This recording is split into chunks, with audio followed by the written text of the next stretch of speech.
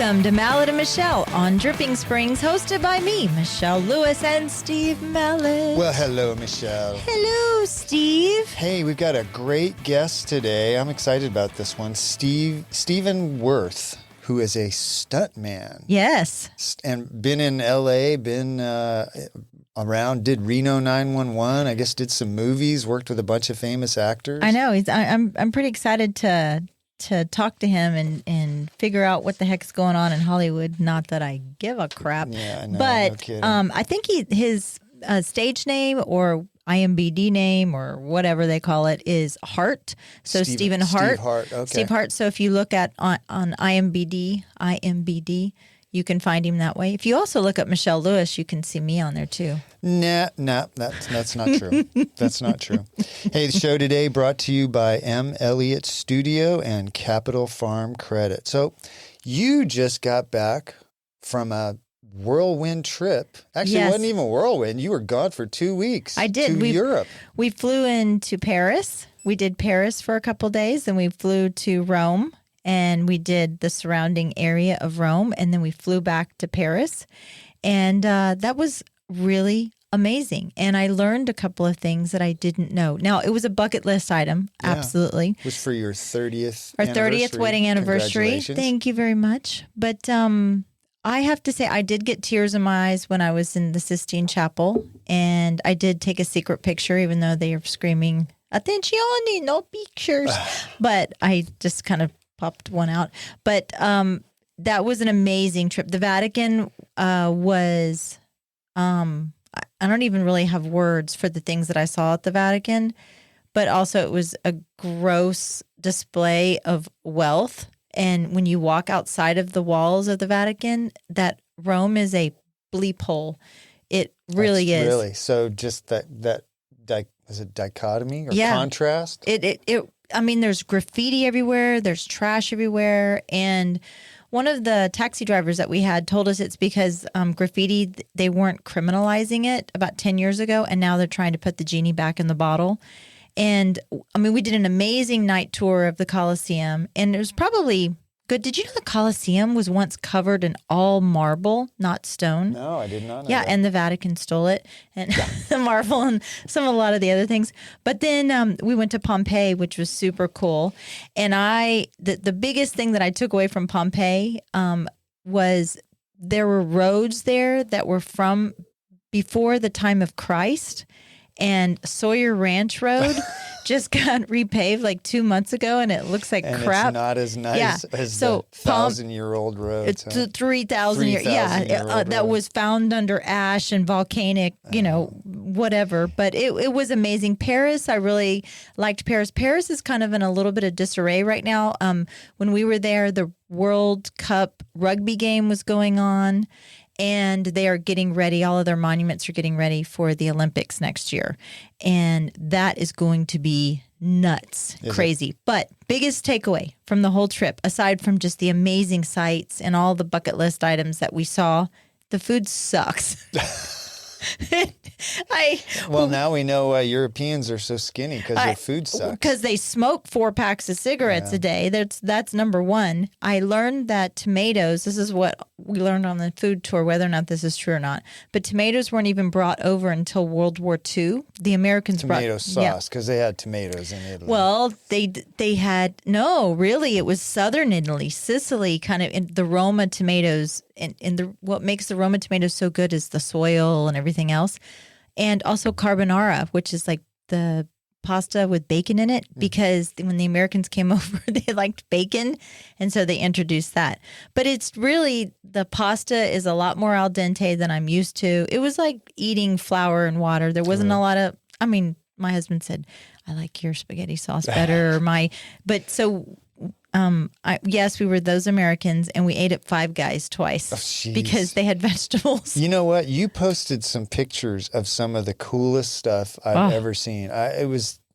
They are bucket list things for many, many people. What was that fountain you saw? Trevi Fountain. That was in That Rome? was so cool. I know. It was like it's got to be one of the wonders of the world kind of thing. Yeah, but you didn't see like the 5,000 people that were behind me. Yeah, that's and the all way all those tourist things are now. Well, yes. And the Instagram, social media people that are sitting there, and they have like this 10-foot circle around them, and I'm like, I don't care. I spent probably more than you did coming here, but Paris, I'm going to give a shout out to the most amazing boutique hotel we stayed at, the Albert Somnier, and it was in a very quiet area of Paris, boutique, and it's the only family-owned boutique hotel in all of Paris. Really? And it was just amazing, and we ended up having drinks and conversation with Richard, the owner, and we're going to see him in Dallas in a couple months. So when you go to Paris, tell him you know Michelle. That's right. Yeah. Well, although he kept saying I was from Montana. I don't know. But yeah, these Europeans, they think we're all from Montana. Montana, Texas, or whatever. Yeah. I got a couple quick ones while you were gone. This one never surprised me. I have a couple of quick ones while you were gone. Yeah. Taco Ranch, the taco right by Chick-fil-A. Yeah, it's owned by the people that own P. Terry's. That place sucked. I know it. They opened it in 2018. I went there one time. I was like, I will never come here I don't again. know how that they place finally closed. Yeah, I don't know how that place. But I did read that they said they were trying to open more P. Terry's, and they want to focus all of their energy on that. Which is what you'd say if you opened a failed restaurant. It lasted a long time, but it was not good. Well, it's probably because they leased it. They had to do 5 years because they opened in 2018. They probably leased it through 2023. I never saw a car there. There was nothing, in a town that's a foodie town, there was nothing special. And you have Chick-fil-A next door. Yeah, there's nothing special. No, Taco Cabana down the street, which was a lot better. Yeah, I know. And, Taco Deli's 2 minutes away. Man, if we had a Taco Cabana in this town, I would eat there every flippin' day. Taco Cabana's okay. Taco Deli's my favorite. No, yeah, Taco Deli. And you know what else? But you get a taco very closely tied with Taco Deli. What? Pigpen tacos. Okay, well, but Pigpen tacos are like the primo, they're right? Good. They're primo. Really good. But Taco Deli tacos, yeah, but you're spending $6-7 for one taco, right? No, they're like $4.50. Okay. You can still get 2 tacos and a iced tea for $10. It's bougie tacos. I just want that's what I like. I like them a little bit different. I like grease coming out the back end of it and just dripping down my hand. Super unhealthy. Yeah, that's what a taco is. Isn't it? Taco is not healthy. Supposed to be healthy. Yeah. Here's another one. Lavashare closed down. Yes. And there is a new restaurant coming in its place. Did you hear about that? I did. And I'm very, very, very excited because I'm a seafood foodie. I love me some seafood, even though I'm allergic to shrimp, but I will eat it until I break out in hives. Almost explode. It's called Garbo's. It's coming soon. They do lobster rolls, live lobster dinners, which I'm assuming that means you pick your lobster and then they cook it. Is the screaming incled? I guess. Do you know they scream when they don't scream. I think that's air leaving the shell. Or screams. Yeah, whatever you need to be. Oysters and caviar. Oh. You ever had caviar? Yes, I have. That's one of those things I'm like, it just can't be good. It doesn't really have, to me, it's more like a salty flavor. It doesn't really have like a flavor. And I don't know. I do like oysters, though. I like East Coast oysters, not Gulf oysters. I don't think I've ever had an oyster, and I never will. I got one more quick one. The Zilker tree lighting, which this makes me mad. It is now called the holiday tree. What? Can't call it a Christmas tree. It's been a Christmas tree for 200 years. It's a flippin' Christmas tree. Not anymore, Michelle. Now it is a holiday tree. There's no such thing as a holiday tree. I protest. Yep, there is if you're in a lefty town. Well, it's a 155-foot tree in the middle of Zilker Park, and on November 26th they're going to have the Zilker tree lighting ceremony. So November 26th. I suggest you Stay go away. with all your best friends and go caroling down there and sing Merry Christmas. No, you know where I go? I like to go to Johnson City or to the Pedernales lighting. I like to go the other way. Pedernales is nice. That one's really nice. And you know what, Zilker, the Trail of Lights has gotten kind of stupid, but the Zilker tree is actually kind of cool. But like when we run down there in the morning and it's lit up sometimes, it's very cool to see at like 4:30 in the morning when all the homeless people are asleep. You're sassy this morning. You are sassy. So talk about growth. I know you're like one of the only people still left in Dripping Springs that reads an actual newspaper, but do you ever pick up the Austin Chronicle? I have not for a long, long time. It's a really cool, I mean, I guess being out here in Dripping Springs, we don't really have access to it, but the Austin Chronicle building is kind of an iconic building. The Chronicle has been in there since 1989, but prior to that, in 1873, there was the Elgin Butler Brick Company. And so much so, it's so iconic that TxDOT even said that it could qualify for the National Register of Historical Places. But guess what? Because of growth, an I-35. Nope, I-35 and Ben White 290. Oh, they're tearing it down along with 100 other businesses and homes. Yes. Yep, they're adding 4 lanes. They're going to rebuild the bridges right there.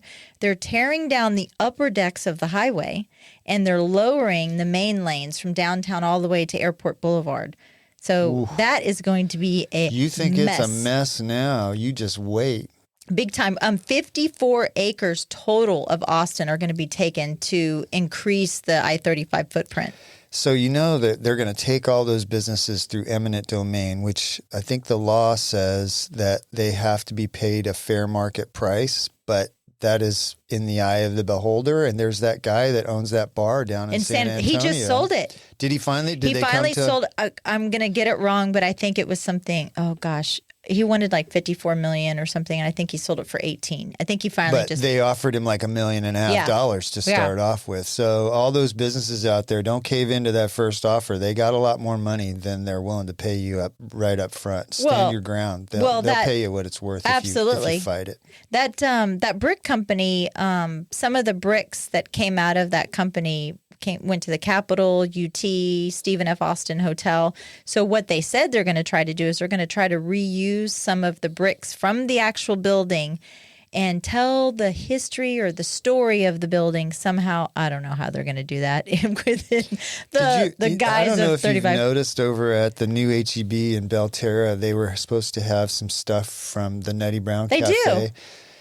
I think they have like 6 bricks in that wall. Those are not all not all Nutty Brown bricks. No. But like where the carts are, they have all the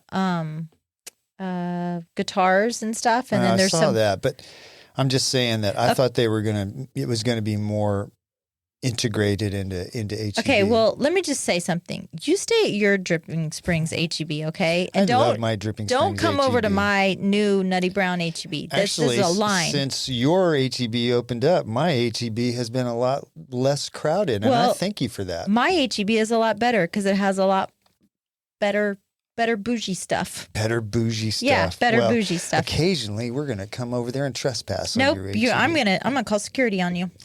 They'll arrest me. At the beginning of the year, I did some predictions on what I said was going to happen in 2023. We're like Johnny Carson and the envelope where you'd put it up to your head. Yeah, that's right. Exactly. So one of the things that, if you go back, I don't know what episode that was, it would have been in the 50s, I said that the Fed was going to stop raising interest rates when the President Biden's economic policy started to come around, where people started being vocal about how they don't like Bidenomics. Uh-huh. And the Fed just came out yesterday and said that rise in yield rate premiums in the bond market means that they're not going to have to raise interest rates going forward now, because that in itself will reduce inflation. And I just went, ta-da! I'm a fortune teller. I called that. When Biden is up for re-election, nobody likes Bidenomics. Pretty much across the board. Even people on the left are saying, man, it's not working. And so, surprise, the Fed's going, you know what? We're going to make it easier on people now. We're not going to raise the rates anymore. So patting myself on the back. I think good job, Steve. I had a lot of conversations while we were over in Europe with the owner of the hotel and our taxi drivers and just people that we were, because I'll talk to a tree, I'll talk to anybody, and that is literally true. I was just real curious as what they thought of Americans and our political system right now, and I was really kind of curious about that. Doing. I can't see, the lights are off. You may have to cut that because we have a little bit. Yeah, that's okay.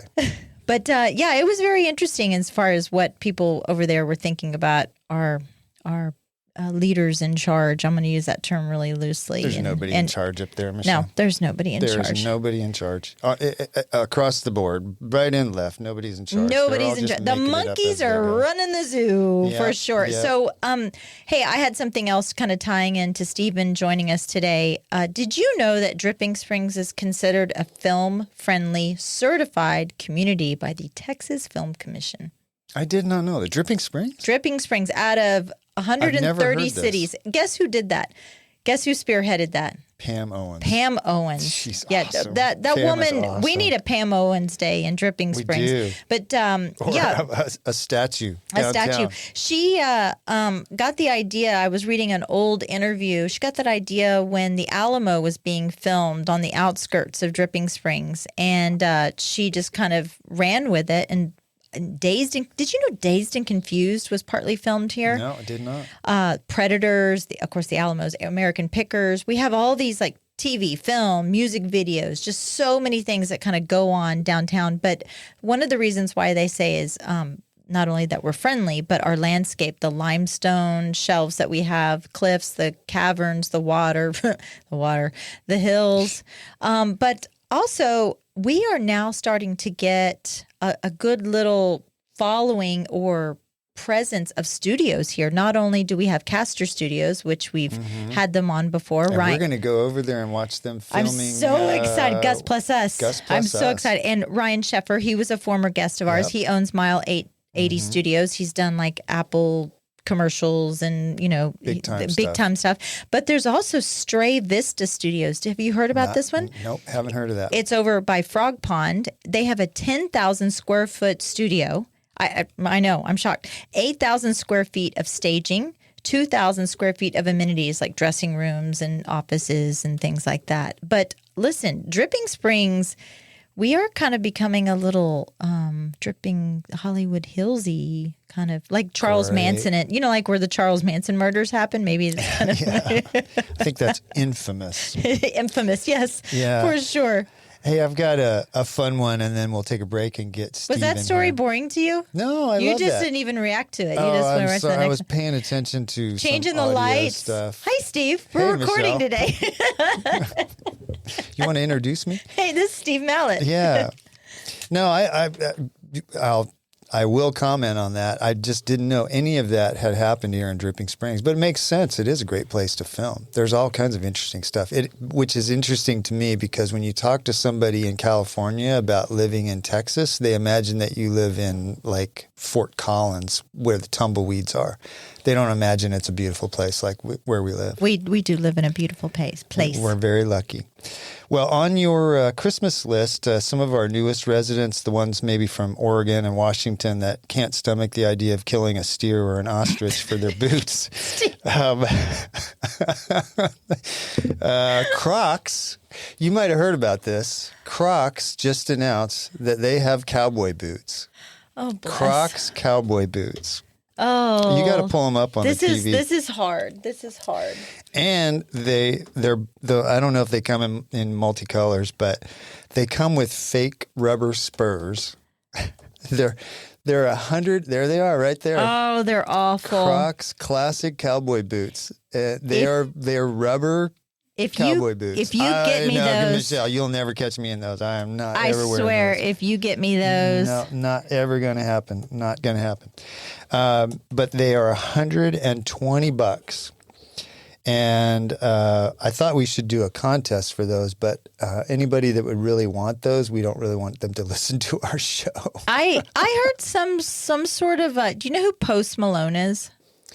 I heard is he a rapper? Oh, God, that's terrible. Is he a rapper? Well, I should know who that is. There's some sort of connection that Post Malone has these Crocs out, and like he did the little embellishments on the top of the Crocs. I don't know. I just thought when you mentioned the Crocs, those are awful, though. And I'm telling you, if anybody in Dripping Springs starts to wear these Crocs, please take a picture of them, put it on Instagram, and tag us, and we will put it all over our social media. And I will make fun of you. Please please do. Yeah, do it. Yeah, well, anyway, there's coming soon to a Christmas stocking near you. Croc cowboy boots. No, well, I'm excited to get Steven on, and let's figure out, all this whole stunt person thing. Because I'm a stunt person too. I do my own stunts. As evidenced by the hole in the wall at our office where you fell and bonked your head. So let's take a little break and get Steven in here. Proudly sponsored by... At Capital Farm Credit, they understand that owning land is more than just a transaction. It's a legacy, a future, and a place to call your own. For generations, Capital Farm Credit has been the trusted lending partner for land loans, farmers, ranchers, and rural dreamers just like you. Their personalized loan solutions cater to your unique needs, making the journey to land ownership smoother than ever. Capital Farm Credit, your land, your legacy. Visit CapitalFarmCredit.com or Mark Rutledge at 512-892-4425. Capital Farm Credit, an equal credit housing lender. Interior design should be an investment in your life and home. Let M. Elliott Studio transform your space, where interior design meets excellence in Central Texas. Beyond just selecting colors and furnishings, team principal and owner, Montana Elliott, is a trained and licensed interior designer. With her knowledge of architectural principles, building codes, space planning, and design theory, her team will work with you to understand your needs and lifestyle. From concept to completion, M. Elliott Studio is committed to enhancing your space with a timeless and classic style. Ready to redefine your space? melliottstudio.com, 512-781-0224. This portion of the show is brought to you by the Mallet Integrity Team of real estate professionals. They are based in Dripping Springs and bring you over 45 years of combined experience helping people reach their hill country real estate dreams. When you want the best in town, call them at 512-829-2062 or look them up at malletintegrityteam.com. And now, here's Steve and Michelle. And welcome back. We are here with Stephen Hart. We've gotten clarification. It's not Stephen Worth. It is Stephen Hart. Stephen Worth. He's been hacked. But Stephen, how did a boy from Michigan end up all the way over here in Dripping Springs? Oh God, it's a really long story. I was in Michigan. I grew up in farm country on pitching shit and baling hay. That's all I can say that on the radio. And I call it the land of the cants because it was a small area, and at the time I grown up, my dad was in World War II and so on and so forth. It was a farm community, and you either you had to go to college when you graduated. I graduated in 1969.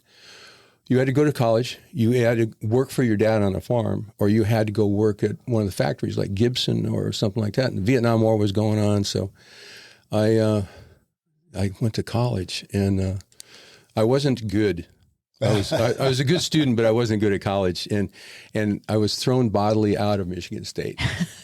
They said, and that started your stunt career. It did. Well, so what happened was I said, I'm going to go to Colorado and be a ski bum because I was a skier. And of course, my parents said, well, you can't do that.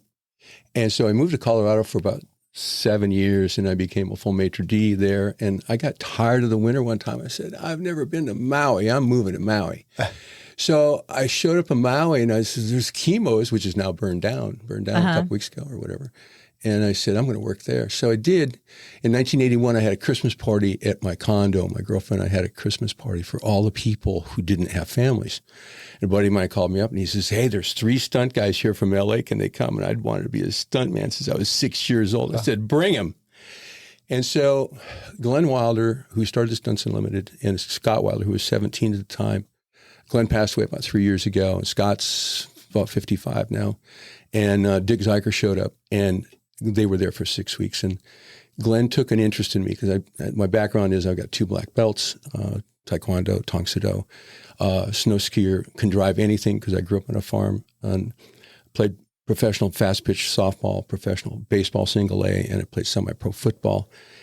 And I just had the ability. And it wasn't easy. As Glenn says, he took the time. He was there for 6 weeks. He was staying at a condo just down from mine, and he started teaching me fights. And my opinion, fights are the hardest stunts to do. So when you say fights, you mean, I always wondered about that. Are you guys actually hitting each other, or it just looks like you're hitting each other on camera? Fights, if you go back and look at the silent era, they were actually hitting each other. John Wayne changed, and Yakima Canutt changed everything. They started figuring out that the camera's 2-dimensional. Like if the camera's behind me looking at you, it can't tell how far apart we are. Right. But if the camera's over here looking on the side, it can tell how far apart we are. So all you have to do is break the plane of the line between the camera and the person, and it can't tell distances. So I can be 6 inches away from you, I can be a foot away from you, and it still looks like a hit as long as you react to it. And if you don't react to it, the fight's it's no good. Right. So the fight's only as good as the worst person in the fight. And a really good stunt person, stunt girl or stunt woman, stunt guy, can carry an actor through a fight. But that John Wayne changed everything, and Yakima, and they changed everything. And now, I've been hit before by people, usually by an actor, but you don't say anything. Because they're sloppy? No, they don't really. They get excited. Oh, okay. It's as soon as they say action, they have a tendency to. Yeah. Well, that's part of their process, though, right? To get all hyped up, Method to get acting. into the character. Yeah. It was funny because I worked with, Armand Assante on a movie years ago, and when I do stunts, I get cranked up, and I crank myself up to do gags, and I might stand over and I might jump up and down, I might walk away, I might breathe really hard, and I really focus on what I'm doing, and he did the same thing when he was getting ready to do dialogue. And so when I teach people how to do fights, or I'm teaching an actor how to do fights, what I do is I go, we're going to practice this at quarter speed, okay? Then we're going to raise the intensity and we're going to go half speed. Then they go, well, this is going to be great, And then what happens is I go, okay, just raise the intensity more. Don't go any faster. We're going to go half speed. Because if you go too fast, the camera misses it. Sure. Like Steven Seagal is so fast you don't see what he's doing. And plus he likes to hurt stunt guys. Does he really? Yeah. Is that, Well, is Does that he a have game a from? reputation for that? Yeah. Yeah, he has a reputation for hurting stunt people. I heard he's kind of an a-hole. Yeah, well. I doubled him in a movie in Bulgaria driving vehicles and stuff because it doesn't matter how big you are. Yeah. But I put his jacket on. I could wrap his jacket around me 3 times. He's Wow. a big guy. Huh? He was huge. He was hugely fat in Bulgaria. But it is what it is. But, it is. So the big thing about doing stunts is having your head on straight when you're doing it and communicating to the actors or the actress what they have to do. And a lot of times it's step 1, step 2, step 3, step 4. You have to do this in sequence, okay? And you break it down to whatever that actor can handle. Some of the actors Chuck Norris, he can handle a lot. Yeah. He can do a full fight start to finish. Robin Williams was really good on Hook. Robin Williams had to do sword fight with 17 stunt guys. Oh, my God. Right? I loved that movie. That was such an underrated movie. Yeah, it was. I was on So for 3 good. months. Really? And we practiced sword fighting for 2 months before we even started. But we went to an empty stage. We shot it at Sony Studios, which had just been I think it was MGM at the time, and they took us to an empty soundstage, and they took Robin's stunt double, Keith Campbell. He was in a 1984 gold medal winning gymnastics team, and I just met him. So he's Robin's double, and we'd shoot stuff. Like we'd shoot 17 different guys, got to come in at different times and do different things. And they'd shoot it on a video camera and they'd take it over to Steve and go, no, I did that on Raiders of the Lost Ark. No, I did that on, no, I've seen, no. He wanted something new and fresh. Something new and fresh. And so it took 3 weeks of rehearsals for, not every day, but we'd go to that empty soundstage and we'd rehearse with Keith. The timing. So everybody doesn't look, we call it have an egg on your face when you're standing there and you're going, oh, I got to hit somebody. And so the day before we did the shoot on the pirate ship, they brought Robin over. They walked Robin through it, and Robin did the whole fight. Really? All 17. And where you see me in Hook was in the middle of the fight, he parries my sword and he spins me around and he puts it across chest and he holds me and I'm fighting my guys because he's using me for a shield. Okay. And that's the only place you'll really see me. Oh, really? Yeah.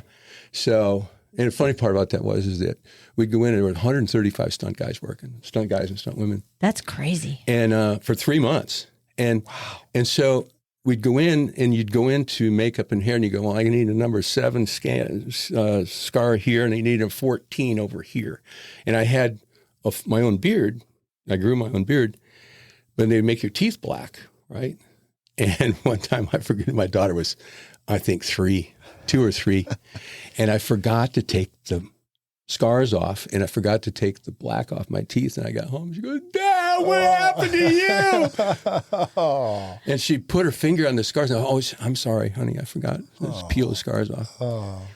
So what exactly does it mean to be a stunt coordinator versus a stunt man?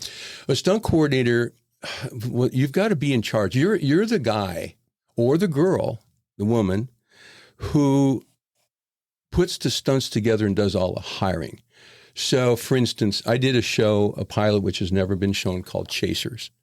And it's these guys and women who, like Austin doesn't have Channel 7 or KView or whatever. They don't have a videographer on full-time staff at night.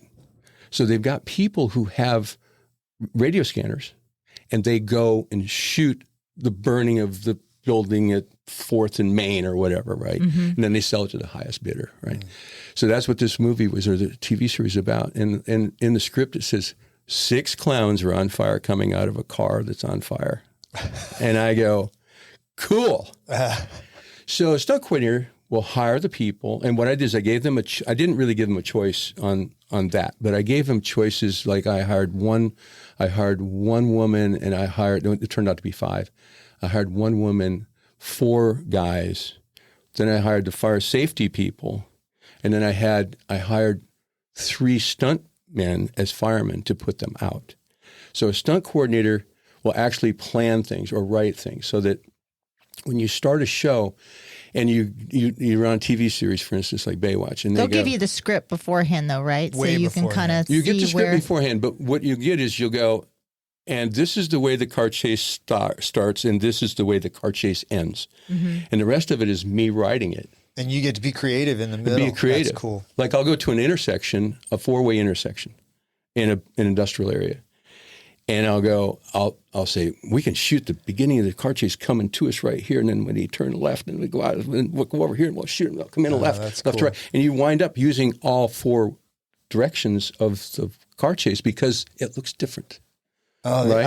I've seen that in movies. I'm like, wait a minute, that looks. And sometimes you could see like car marks on the ground where you can tell they've already been there too. Maybe done it 3 or 4 times. Yeah, I know you've seen the car chase in Bullet. Oh God, isn't that? I always thought that first stunt guys, is that a classic one that you stunt guys watch? That's the first time that cameras were actually put into cars. Uh-huh.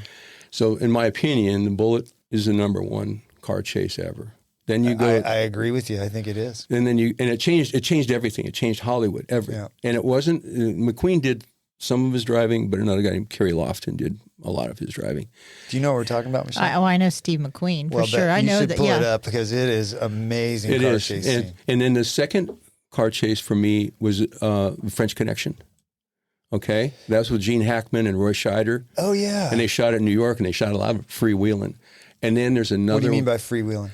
They didn't tell everybody that they were going to shoot. Oh, no way. So they had like some stuff, and and then the third one was Ronin with De Niro. But freewheeling, sometimes I was doing a car chase one time, and they try to lock off all the streets where you're going to do the shot and all the driveways and all the stuff. But sometimes that somebody just gets through and you go, oh shit.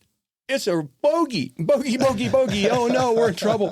And you'd be looking over, and there's a guy driving next to you in the car. Oh, geez. Yeah, there it is right there. That's the Chasers, and there's Steve McQueen in that 68 Mustang Fastback. And you'll see the same Chevrolet and the same GTO several times because those were the cars that they had. Right? And you said Steve McQueen did his... He did some of his driving, and they hired a stunt guy. I can't remember. Bill, I can't think of his name. Bill...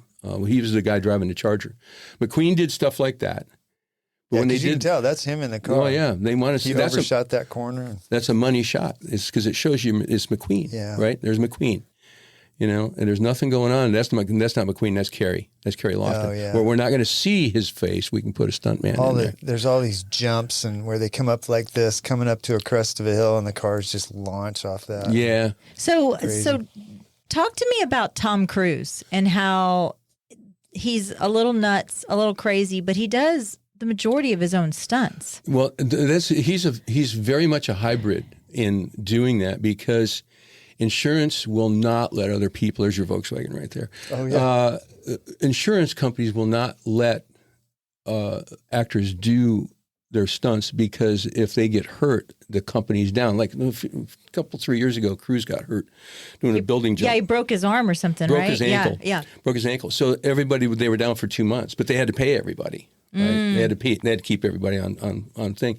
So he's very much a hybrid, but what you have to remember, like when he was in Dubai doing on the outside of the building, he had 4 stunt doubles there who'd already done it all with the riggers. This is the one where he was going up the side of the glass building with those little hand things. Yeah. Yeah, and it cost them $10,000 every time they took a window out and every time they put a window back in. Oh, gosh. And one time they went to the wrong floor. It did the wrong window. Oh, no way. But Cruise, like he was on the outside of the I forget from Mission Impossible it was. He was on the outside of the airplane. Well, they'd already done that with a stunt double. That's the one where he's hanging off the back of the airplane by the open and door. they have the best riggers in the world. They've got the top riggers in the world. Rigger is the person that hangs all the cables and stuff The safety lines. Yeah. Make sure that the harnesses are all up to snuff. Make sure that and that's again, it's a stunt coordinator who says, this is the rigger I want on here, right? I just got to say, so we're watching a YouTube video, and looks like Tom Cruise is about to jump a motorcycle off a cliff, but he's wearing his COVID mask, so he's safe. Yeah. So, but he's very much a hybrid, and actors have to do the beginning and the end, the middle of the stunt when it's like if you're going to do a fight. Years ago, I did a thing with I had Randy Quaid, and I had she was an old comedian, Phyllis Diller, doing a fight in a parking lot, and so I'd like to see that. Phyllis Diller and Randy Quaid walk into a parking lot. And sounds like a joke. And Phyllis Diller was 82, so she couldn't do the fight. So I brought in a stunt double for her. I forget the name. I brought in a stunt double for her, and we put a fat suit on her, and so Phyllis Diller's supposed to be a black belt, right? And she can't do this stuff. So when you shoot first I would do the fight over Randy's stunt double to Phyllis, or I'm not sure about the order of this. You'd shoot over her double to Randy so you can see it's Randy. Okay. Tight. All the white shots are the doubles. Okay. When you don't really have to see who it is, the master is usually done with stunt doubles. And then you push in, and then what we would do with Phyllis is we'd have her just turn her head. She didn't have to turn all the way around. She just had to turn her head.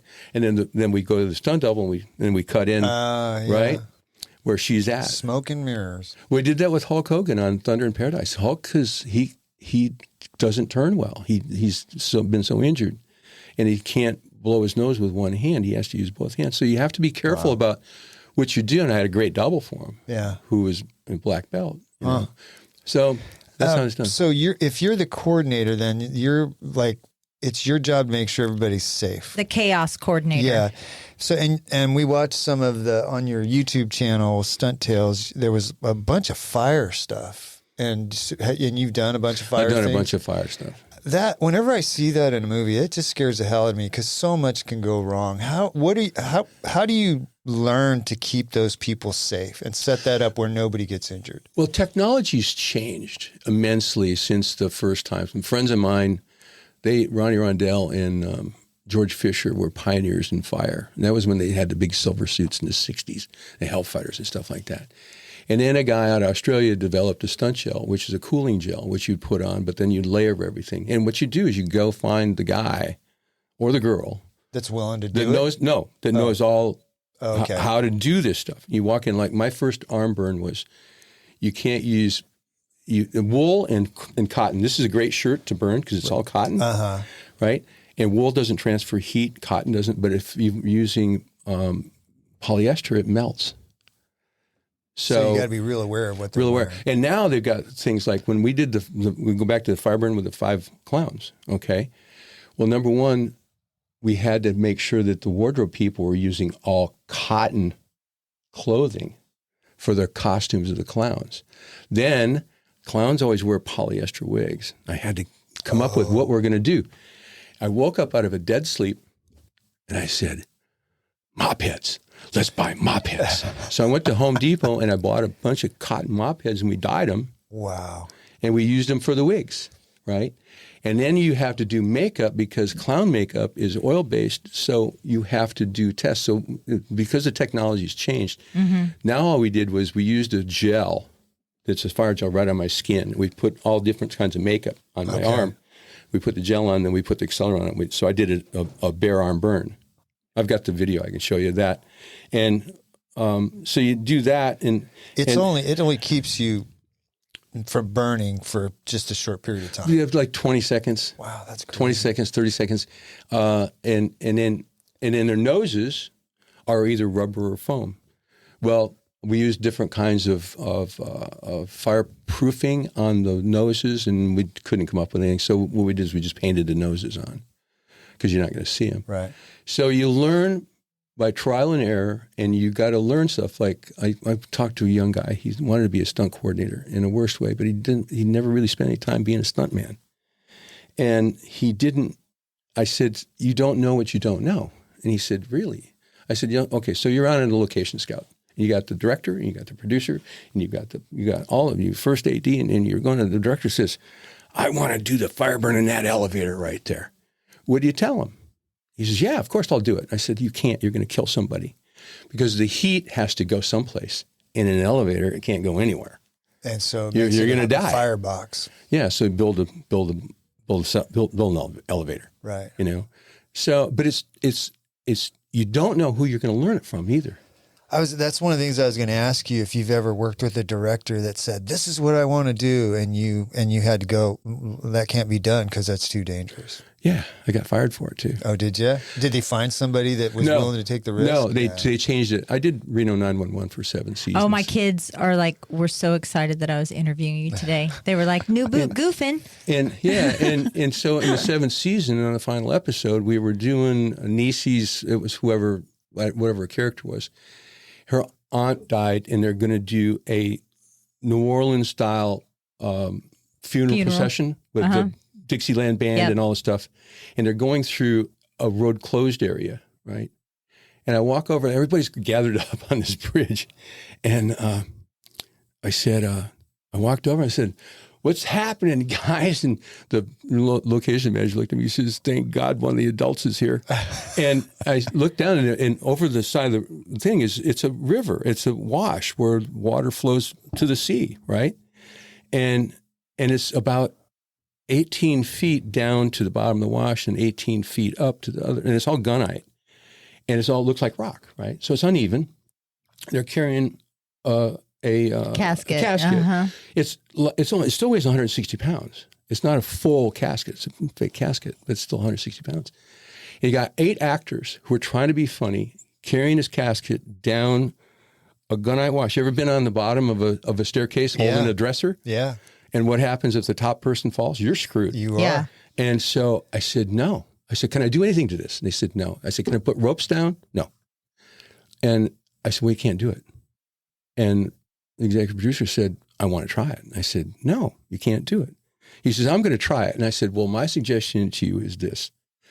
Do this shot on the last day, the last shot of the day. Because you're going to have a bunch of injured people. Because you're going to have injured people, and that way you've already got everything else done. And they fired me. Oh, jeez. And they didn't fire me that day. Yeah. They waited till that shot was over, and we got out of it and left. But, you know.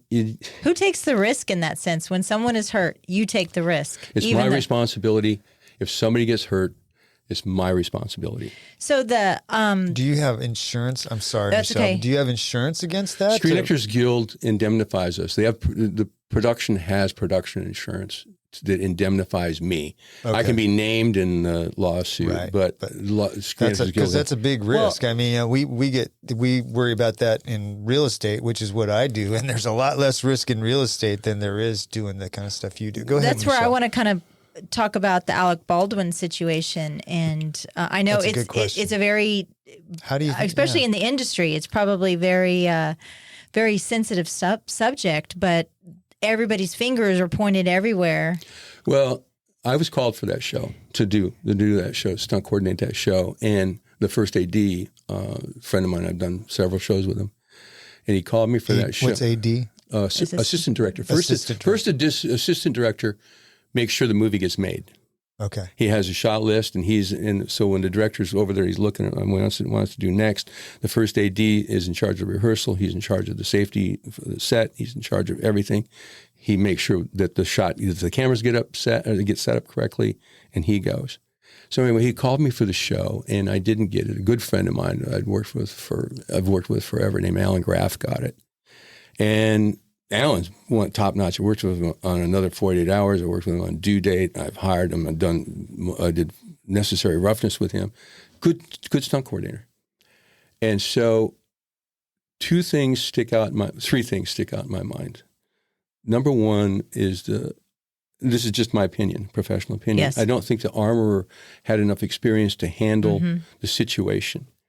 Number two, the AD, I've had to slow him down sometimes. Just go, no, we've got to have a safety meeting right now before every shot. And not before every shot, but before every setup, this is where this is going to go. This is where the helicopter is going to go. This is where this is going to go, because you have to think about everything, And number three is Alec Baldwin should have never pulled the trigger. Yeah. Right? And you don't ever point a gun at someone you don't want to shoot. You don't point a gun at anything you don't want to destroy. That's a rule even in Hollywood. Yeah. So they do that with camera angles, because there are times where you see people pull a trigger. But it's not pointed at them. It's not pointed at them. It's like if you and I are in a gunfight, right? And they're shooting over you to me, and I've got the gun. They set the camera up so that when I'm pointing, it's not pointing at you; it's pointing to the side. Right, and you can't tell. You can't tell, but it's all how it's lined up. And in his case, what they wanted to see was the dummy bullets in the cylinder gun. They want to see the heads inside the cylinder, because it was a close-up of him and the gun, I guess. They want to see the bullet heads. So you put dummy bullets in, right? And they got mixed up and somehow did it. Is there a reason to have live ammunition on a movie set? That's what blows my mind. Well, that's what I was like, how did that differ from Brandon Lee? Well, it was way different. I worked on that show too. I worked just before Brandon got killed. In the show that on Rust, I've never been in 39 years. I've been on a set where the prop master or the weapons master has live ammunition in a safe, maybe because all the guns are there, but the ammunition never comes out in the set. I never am privy to see that. I'm speculating there, but they brought live ammunition on that set for some reason, and God knows what reason that was. And somebody died, and somebody else got shot, and so it's a bad deal. And the thing with Brandon Lee was that they decided to let the prop guy do the weapons and get rid of the weapons master, okay?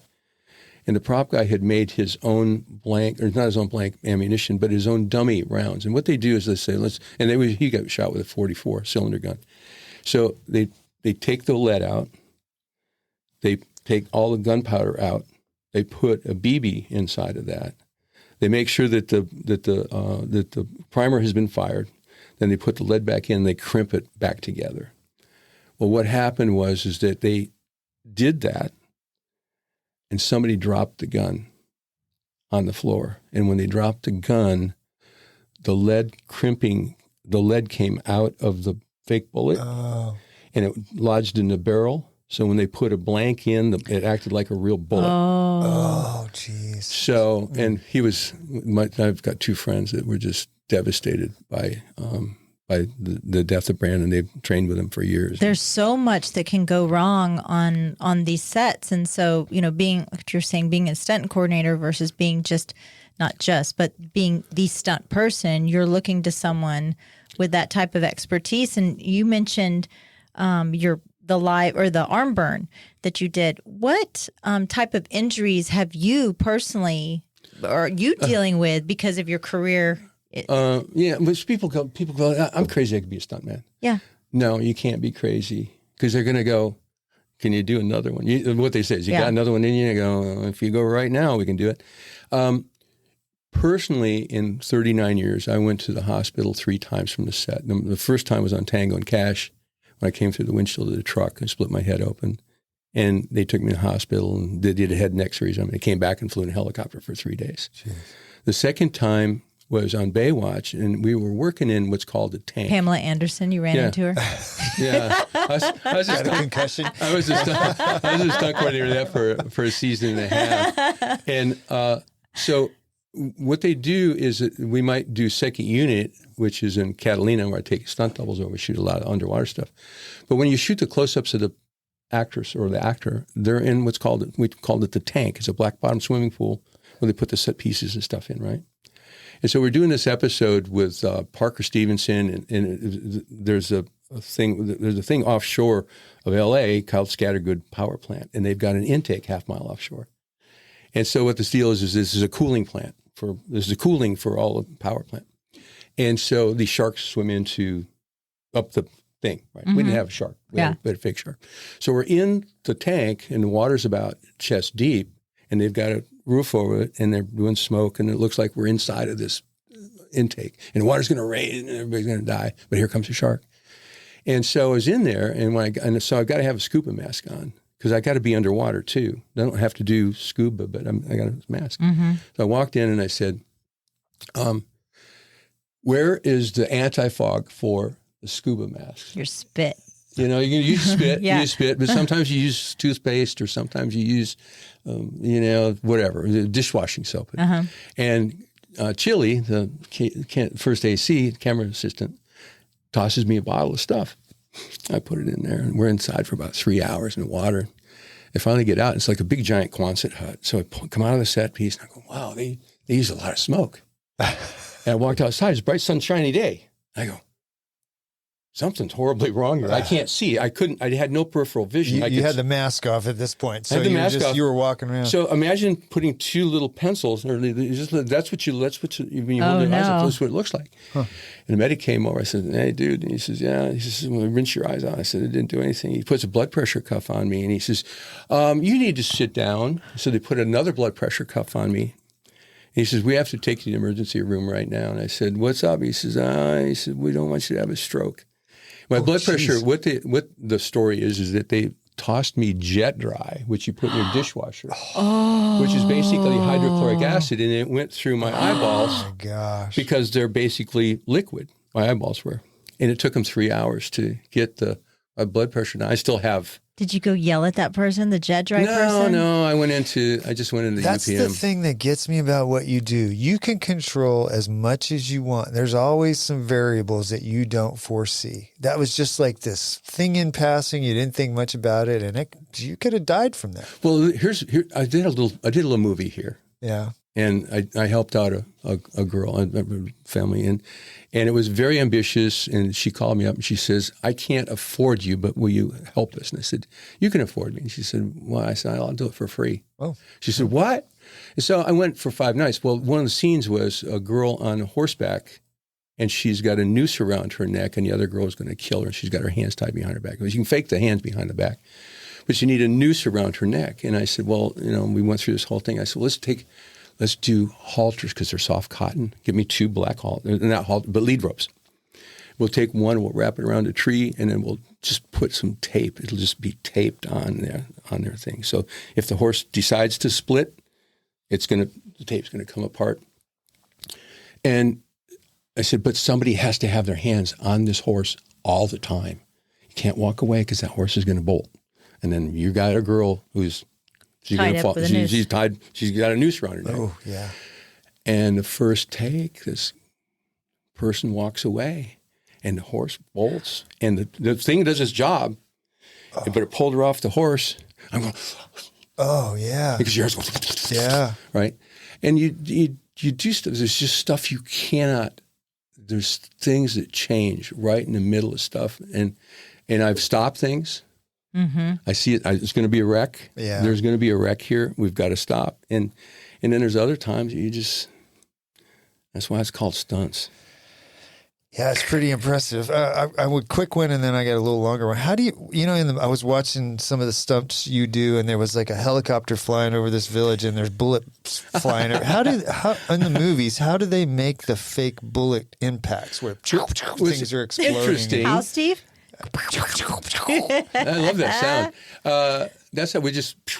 Yeah. No, that was Brazil, and I Okay. directed second unit on that. Okay. Right?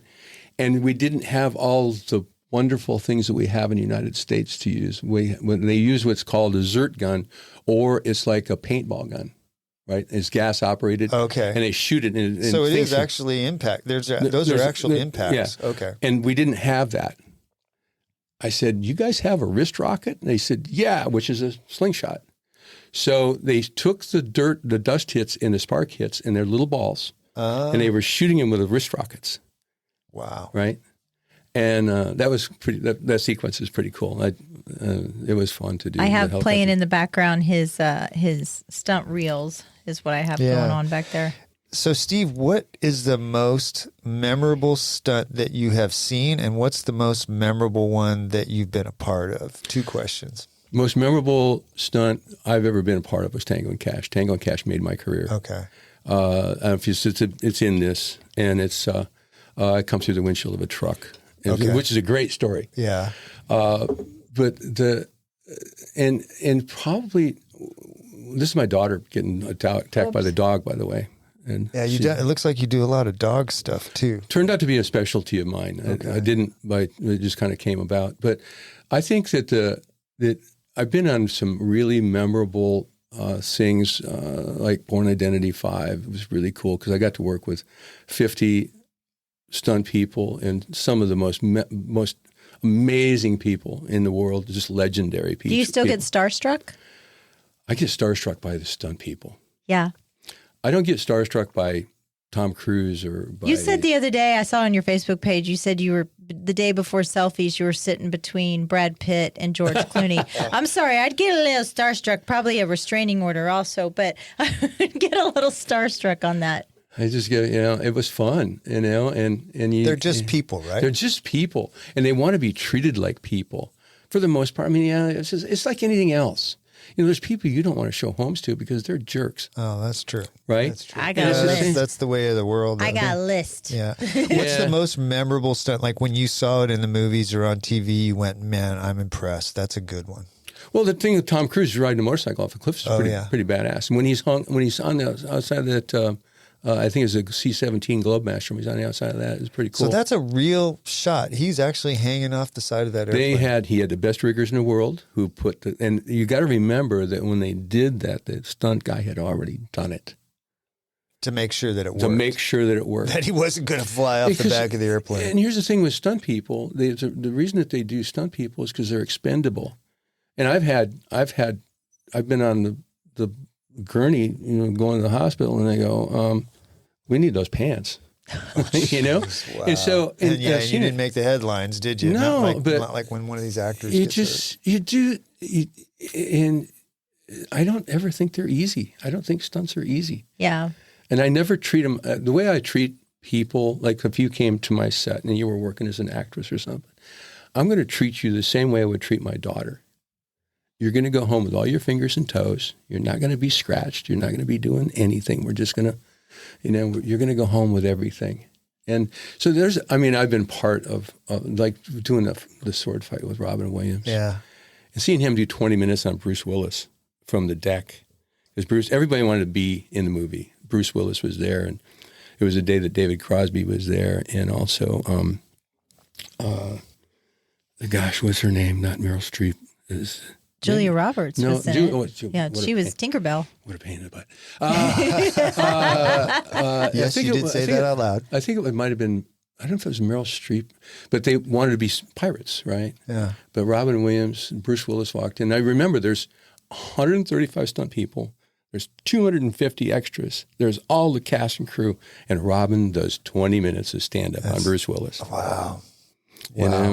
So He was interesting guy. I mean, seemed to have the world in the palm of his hand and still suffering major depression enough to kill himself. That's amazing. Did you ever get a hint of that when you were around him, the sadness? No. Well, he was also dealing with a disease too. I wasn't. Yeah, I was. These people. A friend of mine, Gary Combs, who I interviewed for Stunt Tales, 87 now. He was McQueen's double. He worked 5 movies with Sam Peckinpah. And in a conversation with him, I said, what do you think about working with them? He says, what I didn't ever do was I didn't get familiar with them. I didn't go drinking with them. I didn't have dinner with them.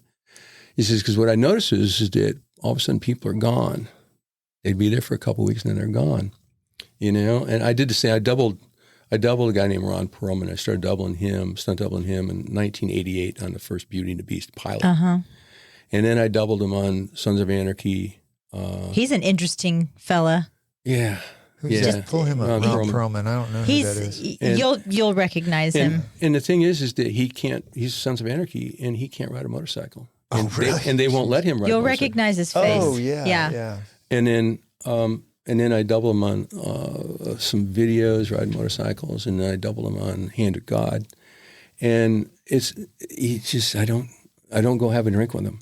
I think the most time I ever spent with Perlman was we were doing a video game thing. And he and I this was about 3 years ago, and we're sitting in director's chairs in another part of the warehouse. And we're talking about retirement, Social Security.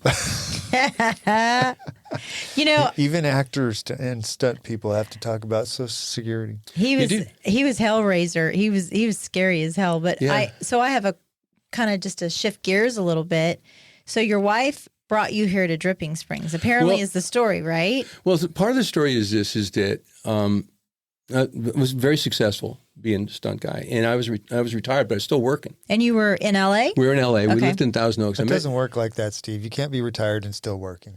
And just a shout out too. Just a little shout out. He was friends with some of our best friends, Stu and Sylvia Pfister. Is that right? Oh yeah, Stu and Sylvia. From Gold's Gym. Yeah. So there's so many Thousand Oaks people that they hook back up at Gold's Gym here in Belterra. And so he knew that. Yeah. But anyway, I met Gigi online on Match.com about 7 years ago, and we hit it off. Well, it was Match.com, and I was done. I wrote a TV series about it. It's called Crash and Burn, which is up for sale, and it's about a stunt coordinator who goes back to dating after 20 years of marriage. Anyway, the whole thing is that I was done, and I was answering a woman's email saying no, thank you very much, and all of a sudden Gigi's picture popped up. And she's got her guitar and her legs are hanging out. She's got this big grin on her face. And she's got this list. And she doesn't say anything about herself. She wants a guy who has a truck, loves dogs, loves the outdoors. And one of the big ones was being a champion. And so I said, I'll answer that. So I just put dogs check, work check, truck check, champion check. Oh, jeez. And I sent it back to her. Well, on my personal page, it was, I'm conservative. If you're a raging liberal, please don't contact me because I don't want to argue. I don't want to make it work. Yeah. Right? And she wrote back and she says, alas, my precious, the wedding is off. I'm a bit of a dem and a bit of a lib. And I said, well, I like that sense of humor. Yeah. So I wrote back to her and I said, damn it. I got a brand new pair of bib overalls. I got a cutoff T-shirt with a tuxedo tie on it, and I got a diamond ring, and I'm fixing to get married. And we met the next week, and she never left, and we got married. But to go back to your question, what happened was after my first marriage, I gave the house to the ex-wife, and she sold it, and she spent all the money and did all this. And I never bought another house. I leased a house in Thousand Oaks. And I lived there for 10 years, and then Gigi and I met each other, and this and that and the other thing. And one night, the landlord, she never raised the rent on me one time in 11 years. And she called me and she said, I'm going to sell all my properties because of the capital gains taxes, and they were going to raise taxes in California. And we had talked about moving to Bozeman, Montana, Boise, Idaho, Austin, or Nashville, because my wife's she's done some serious stuff. Yeah, she's famous in her own right. We're going to have her on the podcast. Yeah, good luck. She won't talk about herself. Yeah, but we'll get her. So anyway, she might come in with me, but because I'll make her tell the stories. But we didn't know what we were going to do. That was a Sunday night. We had no idea what we were going to do, and so the next morning, I get a text from a woman who we met at Gold's Gym. They're friends with Stu and Sylvia. And she says, get Gigi to Austin. Suzanne? No. Her brother. Rosemary. Oh, Rosemary. Rosemary and Mike. Her husband. We saw him one time. She said, get him here. And so I got on the internet and I said, who do I know in Austin? There's first AD here, special effects guy here, the transportation guy here, other stunt guys. And I said, let's go to Austin. And she said, okay, let's go. And we had 3 months to get out. And we had 5 garage sales. We got 3 dogs. We couldn't move anywhere laterally in California because of the dogs. I had a service dog. It was going to cost us $5,000 to $7,000 a month, right? Yeah. And I was hating what's California. My wife hates what's California. And so he said, well, you're going to have to go. I said, no, I don't. I got an iPhone. So I got on the phone and I said, who got a real estate lady in Austin? And we got Lolita Dahl. And she showed us like 80 homes. And 3 weeks before we moved, we still have a place. And we got a place in East Austin, which turned out to be horrible. But when we first got here, we were told Gigi's not going to perform here because she doesn't have an agent. Oh. Well, I had my own agent for 39 years. Every day I had to go. So you want to hire me? I've got the resume. Right. And I got video of her. But the biggest thing was that she wasn't a solo artist. She'd always had lead guitar players, like Guy Thomas from Kenny Loggins was her lead guitar player. He'd start the song. She'd come on with a voice. There's a guitar solo in the middle, which makes it longer, and then the guy ends it. Right? Okay. She knew how to do that. And we saw a guy named Monty Good here who was really, really good, and he showed her his new sound system and the looper things and the pedals and stuff. And my wife took him, and she went into a studio, and she became a solo artist, and she's badass. Oh, that's great. You know, she does like 400 different songs. Wow. And it's all 60s and 70s and 80s rock and roll and pop. Well, and her mother-in-law, her mother, your mother-in-law, she has a Hollywood Walk of Fame star. Yeah. So she comes from kind of Hollywood royalty. So talk a little bit about your mother-in-law. My mother-in-law was Giselle McKenzie, and you've got to be a certain age. Sorry about that. You have to be a certain age to know who she is. I saw her on TV when I was little. Now, her mom grew up in, I think, Winnipeg, and her mom learned how to be, she had to go to the conservatory, and she had to win a scholarship every year from the time she was 10 until she graduated from high school on violin, and she did. And then her voice came, and my wife and my mother-in-law had the same voice. And then she could play the piano. She was perfect pitch, famous because of Jack Benny. And who discovered her was Bob Crosby, Bing Crosby's brother. Yeah. And Bing Crosby, there she is. Oh my gosh, look at that. Giselle McKenzie. Now, the thing is that... This is your mother-in-law. Yeah. Yes. Yeah. Jack didn't know that Giselle played the violin. Ah. Somebody told him in the dressing room that she did, and they said, go get a violin. So they just said, we're going to go do this, and she did. She came out. And that's really cool. That's on YouTube. If you just search Giselle McKenzie and Jack Benny, it comes up. That's very cool. Yeah. And she was friends with John Wayne, and John Wayne would call up the house. He'd go, hello, little Giselle, is your mom there? She'd go, Mom, it's that guy that talks funny. That's great. But she had her own TV show. She had 2 or 3 different TV shows. Wow. She started on Your Hit Parade back in the 50s. The golden era. And the golden era. And how long did you actually live in Thousand Oaks in California? Total? I started in 1984 and I moved to LA. Then my ex-wife and I moved to Florida in 92 for 4 years to Orlando, Florida. That was going to be the Hollywood East. It wasn't. We came back. So I was in Hollywood again from 96 until 2020. Oh, so just recently. 2021. Yeah. So you mentioned a few minutes ago that you were conservative, and a conservative in California has got to be pretty rare these days. How did you deal with everything that's happening there in California? You don't ever open your mouth. You just keep your mouth shut. I could not live there. No, Ron Perlman. Michelle would be burned at the stake. Well, Ron Perlman is a raging liberal. Yeah. And once he found out, he no longer will return my phone calls. Actually, yeah, I saw some stuff that he posted, some really hateful stuff on Instagram or YouTube that if that was going the other way, wouldn't be allowed. But apparently, it's allowed. Well, through that. they don't. There's no consequences.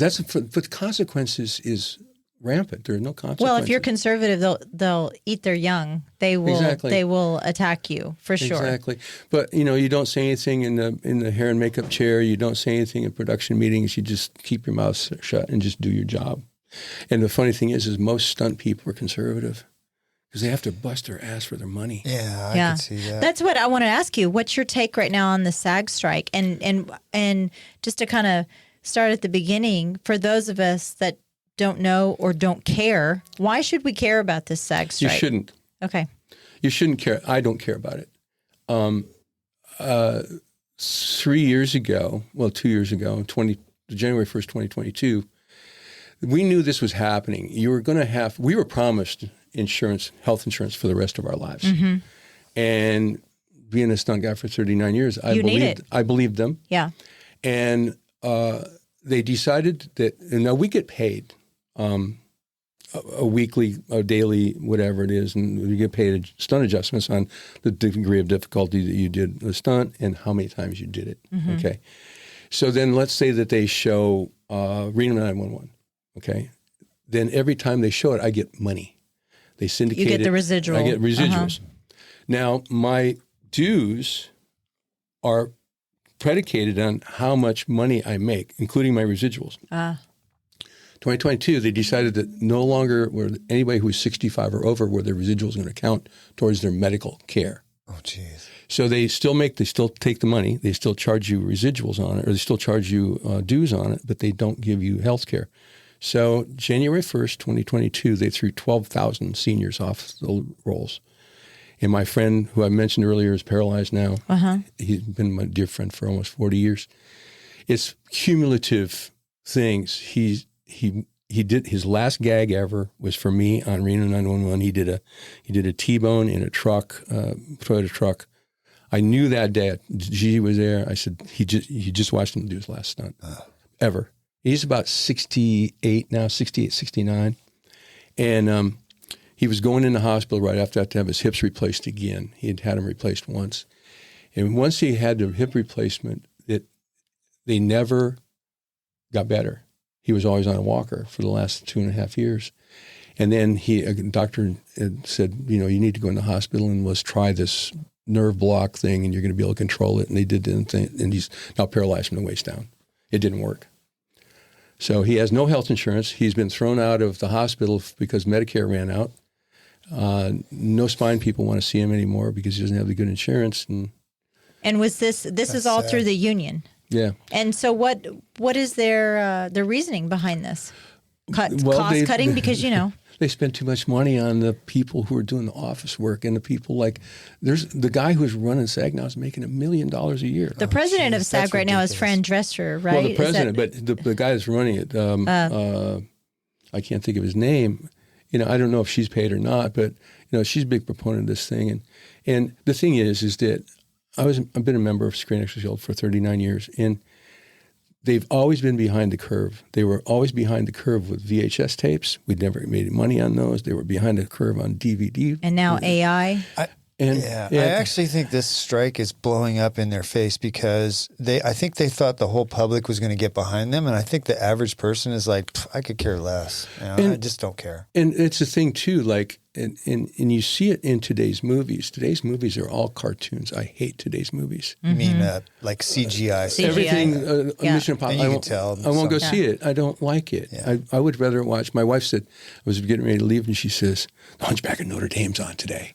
Great. Tape it, So, and the thing is with AI, just to tell you where this is at, I'm writing a script now. I've got a pilot series out. I've got Suntail, and I got other things I'm writing. And the very first thing you start was a treatment. So I'm writing a treatment about this stuff. And I said, I'm hearing about AI. I'm going to check it out. So I went on to this search and said, which one's which? And they'll let you try them out. And I put the parameters of what I wanted to do for the treatment into AI. 15 seconds later, I had an answer. It was written really well. That's AI. Yeah. And they're taking your voice, they're taking my voice, they're taking your voice, they're taking your voice, and they're putting it up. The thing because we've been using it in our real estate business, and the thing that I don't like is there's no character to it. It uses a bunch of flowy language, but there's no personality to it. And you can tell there's no personality to it. Yeah. Yeah, well, I mean, with the AI that I came up with, it's great. I'm not going to use it. I'll write. You know my what stuff. we do in real estate is we'll say write a description of 123 Main Street, 500 words for an MLS, and it will give us a sort of a template, and then we'll take that and we'll rework it because it does put in all the pertinent details. But you need to make it your own. Yeah, you do. You have to put your own personality. You have to put your own personality into it, and that's what I'm not seeing with today's movies. I don't see. I won't go see Barbie. I don't care anything about it. It's not my wheelhouse. You know. I saw it. It was funny. I'm sure, and it was. But movies are made for different people. There's 4 quadrants. Like there's men, there's women, there's kids, and there's whatever. And so if you can do, my partner is more schooled than I am in it, but if you can satisfy all those 4 quadrants, you got yourself a winner. Yeah. So we're going to run out of time. I got one last question for you, Sure. Steve. What's the most cool car you ever saw destroyed in a stunt? A Bentley. Really? Oh. Bentley? Yeah, and it didn't get destroyed. Oh, really? It didn't get destroyed. We were doing the longest yard with the new guy. It was the new longest yard. Okay. And in it there was a car chase, and I was in the car chase, and at the end, in the first one, they used I think a Ferrari or a Lamborghini, and he drove it off a pier. Right? Uh-huh. Well, they decided they were going to have all these cop cars hit the Bentley and stop it, and it didn't dent it at all. They had to 12 or 14 times. You're kidding. No, it just is so well It's made. so stout. Yeah, this It's so things weigh stout. like 8,000 pounds. Yeah. Anyway, Wow. Yeah, this has been great, Steve. Man, we could sit here and talk all day. We're a little out of time, or not a little. We're actually went way over time, but it's been so fun. I had a whole long list of questions, but you're a really interesting guy. And I'm thank glad you. you spent some time with us.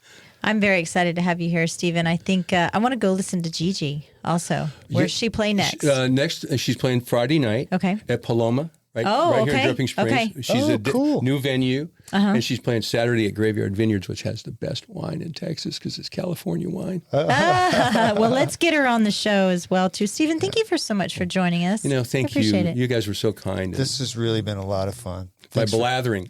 Yeah. Thanks a lot. Thanks for coming in, Steve. You bet. Ready to turn your land dreams into reality? Look no further than Capital Farm Credit. Need a loan for your perfect piece of land? Capital Farm Credit is there for you. Their dedicated team will tailor a loan to fit your unique needs because your dreams are their priority. Capital Farm Credit. Your land, your legacy. Visit capitalfarmcredit.com or Mark Rutledge at 512-892-4425. Capital Farm Credit. Together, we're better. Capital Farm Credit, an equal credit housing lender. Elevate your living experience with M. Elliott Studio, your trusted partner in interior design, registered and licensed by the state of Texas. You want your home to reflect your personal style and identity. Investing in a well-crafted design doesn't just beautify your home, it enriches your life. Team principal and owner, Montana Elliott, understands the profound impact of a thoughtfully designed space. From remodeling to full design, M. Elliott Studio is the first step to unlocking your style. Turn your aspirations into reality. Tailored to your taste and desires, M. Elliott Studio will work to create an environment that embraces your style with style. Your space, their expertise. melliotstudio.com 512-781-0224. This show has been brought to you in part by the real estate pros at the Mallet Integrity Team. When you're looking to buy or sell, you need them on your side. Why settle for less when you can have real estate done right? Give them a call at 512-829-2062 or get more info at malletintegrityteam.com. You know you like us, so go now to Apple Podcast or Spotify and leave us a review. Why don't ya? We love your feedback and comments. Email us at malletandmichelle@gmail.com. Thanks for putting up with us.